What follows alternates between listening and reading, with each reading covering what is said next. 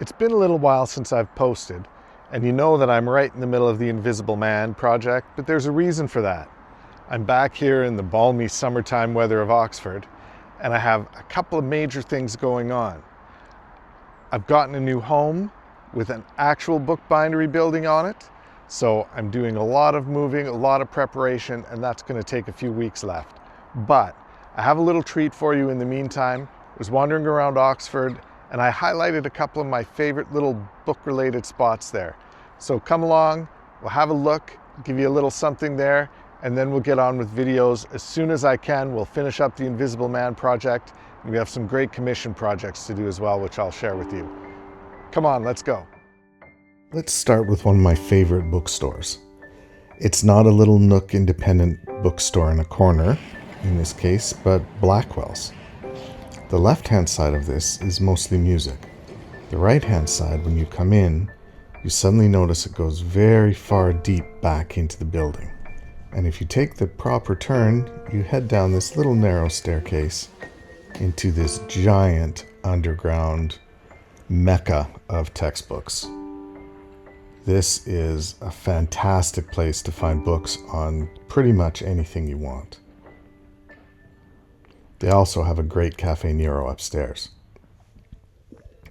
If you're a fan of C.S. Lewis and the Narnia series, there are various different theories on where he got his inspirations for things like the lamppost, the fawns, and the lions. This is the best one. This lamppost is one that he'd have walked past on a regular basis, and the reason why it's the top contender is because of this doorway. You know the fawn, Mr. Tumnus, and of course the lion, Aslan, who's the allegory of Jesus in the stories. On this door you have fawns up on either side and a lion right in the middle of the door. And this is 25 feet, 7 meters or so from the lamppost in this little passage leading to the Bodleian Library system where Lewis would have walked many times. Everyone there walks it many times. And the Bodleian Library system. I say system because there are many different buildings that all work together, thousands of miles of shelves.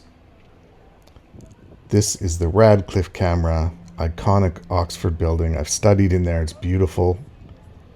Very nice library inside. Across this little patch, you get the Bodleian reading rooms.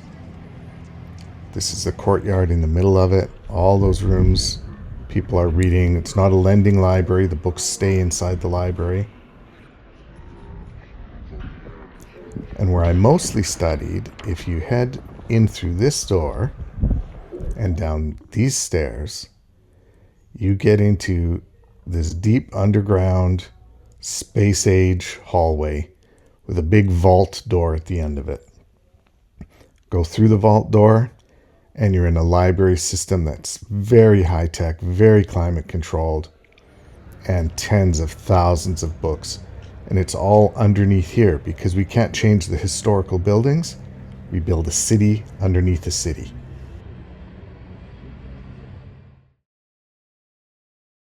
Now, I'm a huge Tolkien fan, and when I went there, my college is Blackfriars, which is special to me because the chapel attached to it is the chapel where Tolkien, who was a staunch Catholic, would go every day for his Mass. This is the room where he would sit and do his religious rituals each day.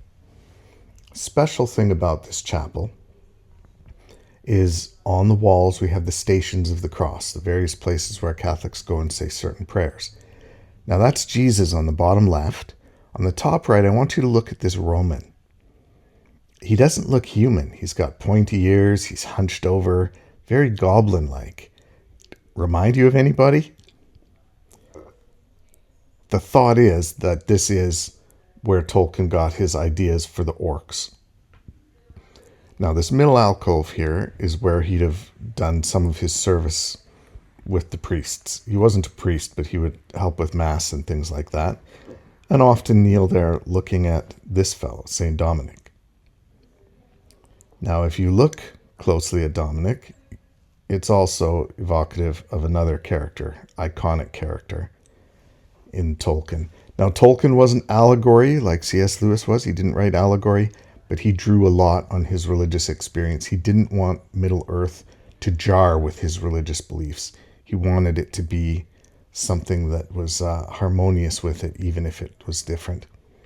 Beautiful, peaceful chapel in a beautiful, peaceful little spot in central Oxford. I hope you enjoyed our little tour.